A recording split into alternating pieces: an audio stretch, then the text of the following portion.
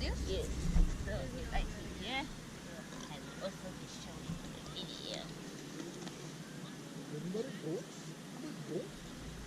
Okay.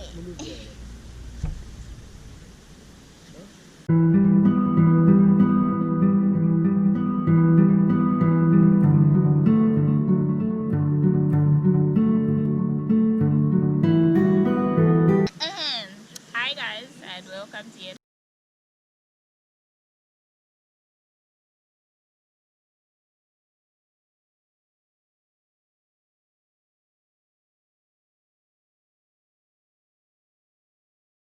another one of my videos. It's a beautiful summer day and we are enjoying our summer. It's summer break. Yeah, hello guys. For you people who are experiencing winter, we are sorry. This side is summer. It's now summer. So we're just going to make a short video and just have a chat while we have some fruit and some yogurt. And we're going to talk about, I think, I really didn't have a plan for this video, but I started thinking when I was coming here that it would be nice to actually talk about, not in detail, so maybe we can do like a series where we talk about it in parts, but we can talk about what it has been like living abroad. Yeah, so for this video I actually wanted us to like concentrate on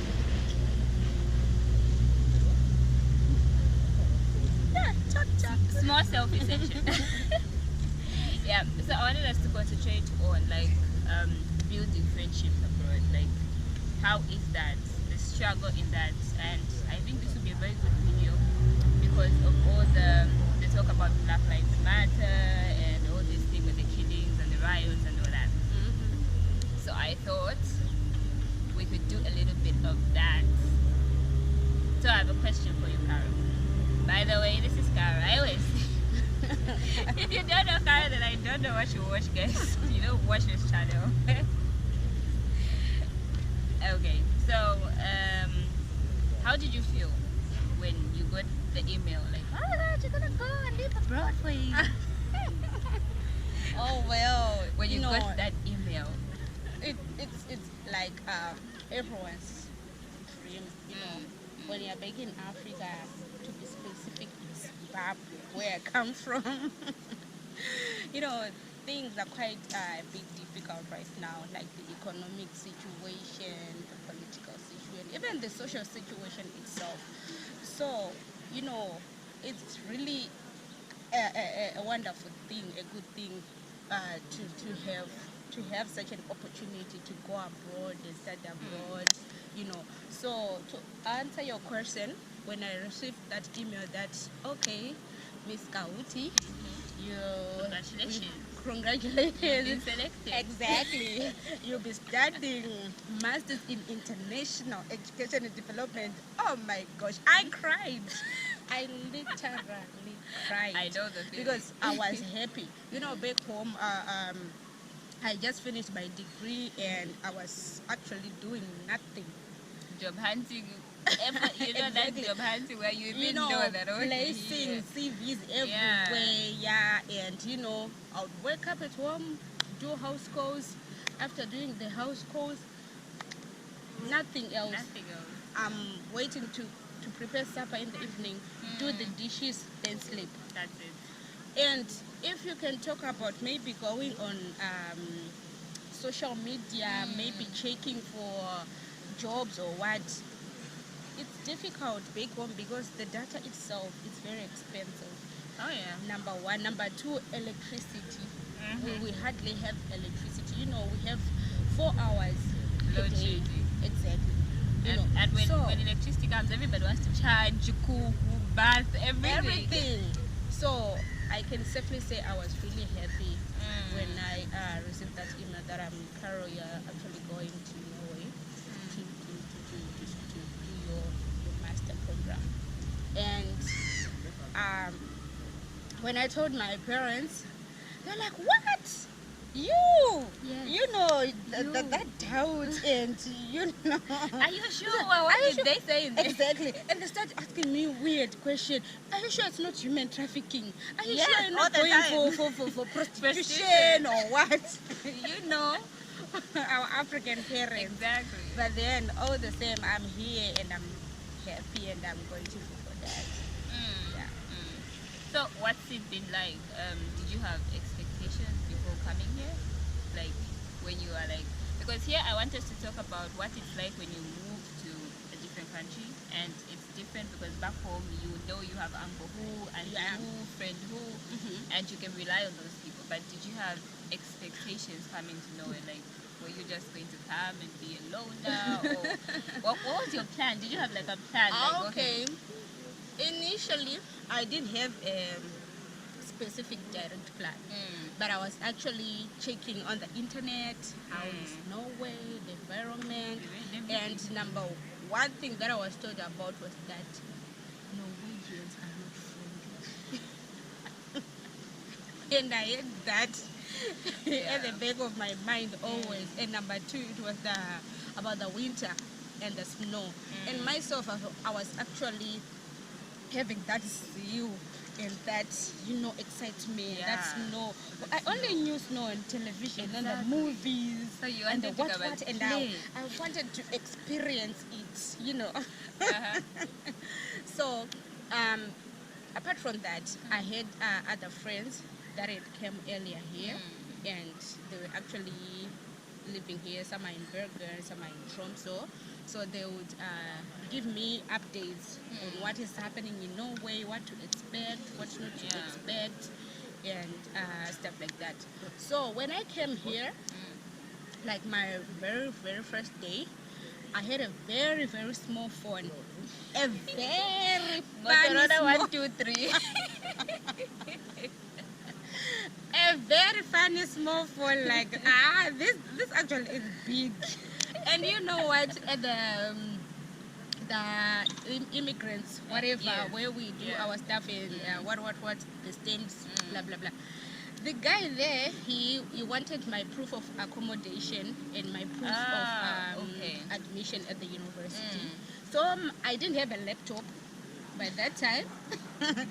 So that a small phone, that's where everything was. So I had to open my documents and show him, and he was like, "Okay, cool phone, it's fine." You didn't check. I'm sure he was like, he was like, he no. knew what to go like, isn't this like a forwarded message? Are you sure? Maybe, probably he was like, she's way too innocent. She got everything. Let her pass. You know. Yeah. So, and when we reached, when we were done with stamps and stuff, there were some other guys from the Oslo Meta Buddy group guys that were waiting for us. So that we can go and take our keys at UIO, University of Oslo. We went there and everything was new. You know, I never knew that there are so plenty tall buildings. In Zimbabwe, the only tall buildings that are in town. Only But everywhere. in the CBD. Everywhere. But there's a everywhere, toll the houses, but everywhere here, even the houses, the township, whatever, Everything wherever, has everything tall has buildings. tall building. And I would, Mr. Rice always looking around, checking around. Huh? Then we arrived at UIO. We collected our keys. There comes drama again. The lady was, okay, so your room number is room number 307, block 1A at Song Student Bowling. So this is your key. This is a key for the main entrance, and this is a key to your room. I was like, okay. And she was like, okay, for you to reach Song Student Bowling, you take the T-Ban, number 5 Songsan, then you drop off at Oliver Stadium, then you take number bus 25. And I looked at her, I was like, huh? 5 songs van T-Ban to where? Yeah. And 25 buses.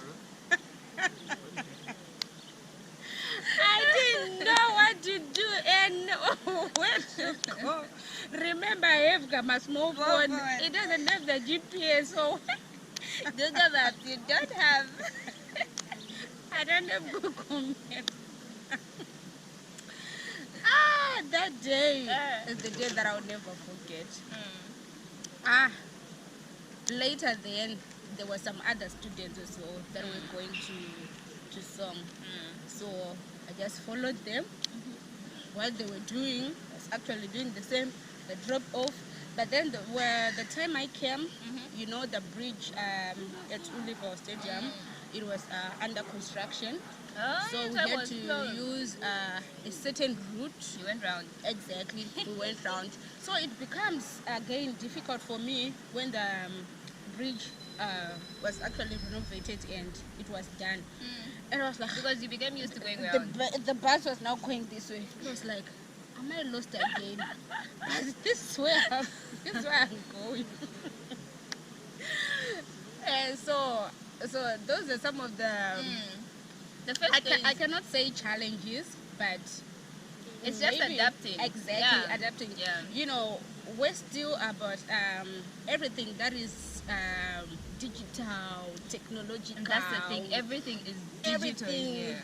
passwords, Everything. you know, even money, it's ready to use Yeah, hard so you cash actually use hard cash. And when we came, because we didn't have bank accounts, so we had to use hard cash. And I remember that was like so challenging because all the time when they gave me change, and I had like a whole bunch of coins, You didn't say that again. and that wasn't funny at all. That was not fun. And that's the thing. When you just move to a new place, the first I think 2 weeks is about adapting, knowing to get from point A to point B, knowing which route Wait. is which route. Another part. I arrived at my student apartment, right? I enter my room. Knock.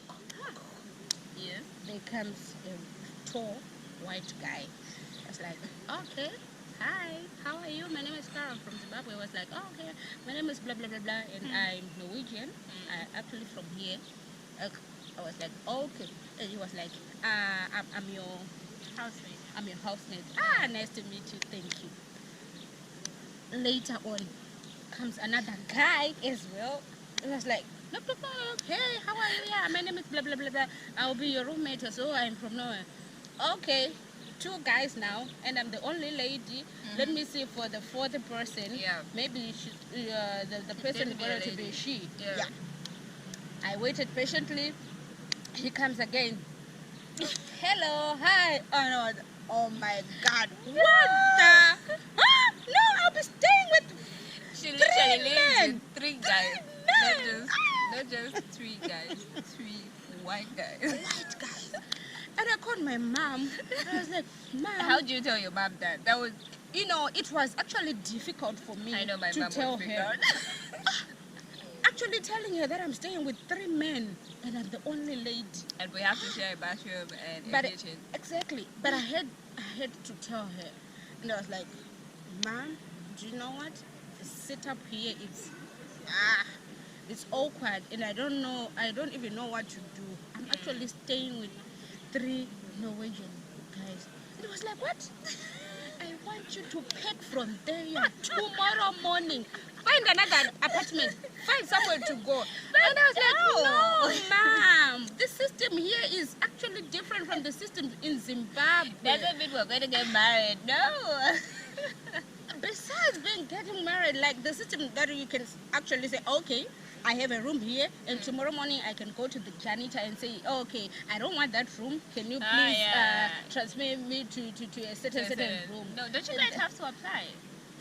Exactly. Here we do have to apply. Yeah. And then you have to like wait for a long time for them to rehabilitate. Like right? myself, I actually signed a contract of 1 year. Oh yeah, because everything is done by contract. Exactly. I signed a 1 year contract, and you know, the process itself, it's very tiresome and very boring. You can imagine Ah. So I was like, no, mom, it will not work. I It's going to be already fine. signed the contract and have to trust these guys. They are not even how. And I had to, later on, I realized that the other guy is kind of, you know, gay or something. I don't know. Yeah, try which category. I don't know which category. And she would freak out time and again. But then now she's actually used to it. Yeah. Yeah. You eventually just get used to it. It really throws you from what you're used to a whole different setting. But what was it like finding yourself in a community? Like, have you found a community where you belong? Because I don't know how many of your classmates are actually your friends. Is it like back in Zimbabwe, like when you guys are taking a course together, you are all friends? It was really difficult with my classmates because we have guys from West Africa, Ah. like guys from Ghana, Nigeria, Cameroon. Yeah. So it wasn't that difficult for us to, mingle, and because we understand each other because we are all from Africa, Yeah. and who talk on issues based on our African context. Talk about the struggles. Exactly what we are facing, our leadership, everything, and then as well, other than the Africans, we have guys from the Philippines, Ah, yeah. the Norwegians themselves, and they were actually good to us because they actually wanted to know more about Africa as well as we wanted to know more about Norway and other countries they come from. I'm actually friends with this lady from the Philippines. She actually checks on me like every day. Sometimes annoying. But you need something. You need such people, especially in Corona times. Yeah, We love you, the people that are constantly calling. I know me, I don't answer my phone, but we still do appreciate. exactly. She checks up on me like almost every time, and I feel like she has become obsessed or something with Africa because she now understands our struggles, our what. You make her feel like part of it. Exactly. So she'll be like, oh, okay, how are your parents? I heard that this happened. I heard that so I and so read in the happened. news. Yeah. What happened? But then they are very good people. I won't lie. But is it easy to find a community when you just move? It's not actually easy. It's not. I don't think it's easy because example, we have to adjust and have to understand the people on how they do their things. You don't have just to throw yourself at people that you don't even know, always in a foreign country. But I can fully say that I met another Zimbabwean older generation here, so it was not that much difficult for me to mingle with those people, and they actually introduced us to other friends of theirs that then later become our friends. That's how then we have the community. Exactly. And because everything is digitalized here, what I noticed is if you join just like a Facebook group, and because everybody moves in groups, people here don't just hang out. I'm not going to say this is bad. I appreciate my people from back home of where if you and me went to a party, right? A random person from back home invites us to a party back home. When we get there, everybody's our friend. Exactly. You'll get to mingle and whatever. And if I meet this person, say 2-3 weeks later, we would still be like, oh, hi, how are you? And all that. But here, I discovered if I invited you to a party, when we get to the party, you're my friend. That's it. Everybody else is an acquaintance. We say hi, what's it? And that's it. It ends there. You meet them in the store the next day, they don't know you. So it's like classified in groups, and people here utilize Facebook. This is one thing I've actually come to appreciate. people utilize Facebook for more than just pictures and gossip and what, but they utilize Facebook to actually organize themselves and be in groups and whatever. So Those I are remember when I was events. looking for all like a community where I fit in, the best advice I was given was just go to Facebook, type in the group that you want, reach out to those people, they got you, and it's actually true, so true. Yeah. Myself, back home, I didn't use Facebook because I just thought you can actually use Facebook's only for, okay, I take my nice photo, I update, okay, people give me likes and hearts. It's for showing the haters that guess what, I'm still here. Exactly, But then when I came this side, actually, knew that whenever you want certain events, Yeah, you Facebook. just go on Facebook, job opportunities. Yes, and it's actually a thing for people to actually upload their whole CV on Facebook. Exactly. If you want your hair to be done, if you want cheap clothes, if you want your nails, if you want everything, just check on Facebook. People here normally use WhatsApp, but back home, most people use WhatsApp. WhatsApp is our app, guys. It was made for us. But then the issue of friends as well, it reminds me when I met you.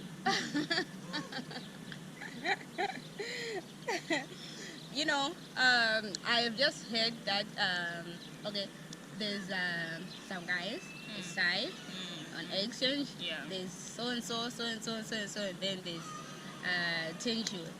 I was like, okay, when am I going to meet you? Okay, so I organized my birthday party and you didn't show up. I got You sick. owe me. Yeah, that is true. I do owe you. I got sick when you had your birthday She party. didn't show up on my birthday party last year. No, I do owe her. So I was actually hoping that I would meet you there, but actually we met at the lake, whatever. Oh yeah. I met. It seems like most of my friends who are like my friends now, you, Lungo, I met at that event. Exactly. Everybody. I met you that night. We danced. Oh, we had fun. We really had fun that day. Yeah. Oh my gosh. So it's true the unlikely little things that you actually meet the people that become your community in these spaces. We danced that. That's where I came to know you. We exchanged our numbers. We started communicating, going out together, drinking together. And she's the one who actually plaited my so beautiful hair. You see, community. Yeah, so Yeah. I cannot safely say that I have A community. Or that you fit in somewhere. But you do fit in. but I think I fit everywhere.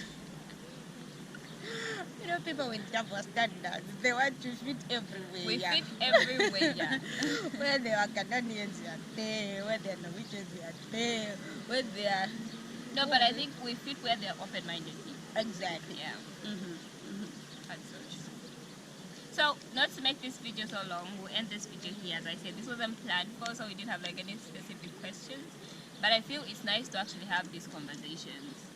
And if you are planning to move abroad, or you got the offer to go to school abroad, you got to, what's that thing? An opportunity to volunteer abroad.